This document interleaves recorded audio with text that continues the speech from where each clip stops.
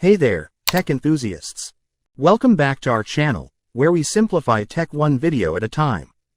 Today, we're tackling a common and often frustrating issue, permissions problems on Windows. Whether you're trying to open a file, install software, or access a folder, permissions issues can really throw a wrench in your plans. But don't worry, we've got you covered with a step-by-step guide to troubleshooting and resolving these issues. Let's dive right in. First things first, let's understand what permissions are and why they matter.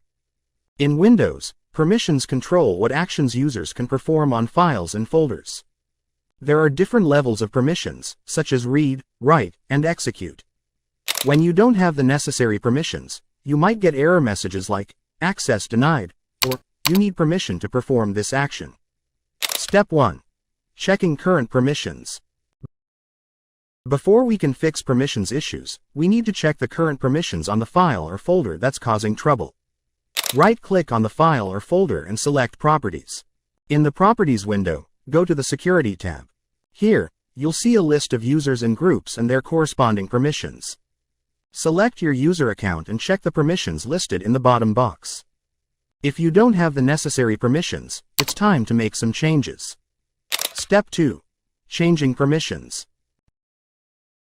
Now, let's change the permissions so you can access your files and folders without any hassle. In the Security tab, click on Edit. This will open a new window where you can change permissions. Select your user account from the list and check the boxes for the permissions you need. For example, if you need to modify a file, check the Modify box. Once you've made your changes, click Apply and then OK. Step 3. Taking ownership.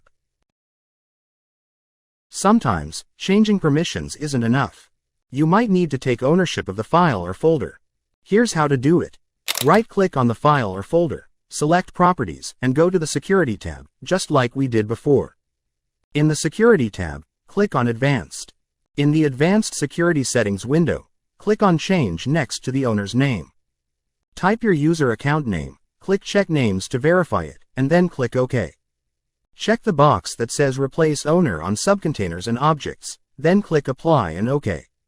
This will transfer ownership to your account, allowing you to modify permissions as needed. Step 4. Using third-party tools. There are also third-party tools like Take Ownership EX and Permissions Time Machine that can simplify the process of changing ownership and permissions. These tools provide a graphical interface for tasks that are otherwise done via command prompt or the Properties window. And there you have it. With these steps, you should be able to troubleshoot and resolve most permissions issues in Windows. If you found this video helpful, give it a thumbs up, subscribe to our channel, and don't forget to hit the bell icon for more tech tips and tutorials. Have any questions or run into issues? Drop them in the comments below. We're here to help. Thanks for watching, and happy computing.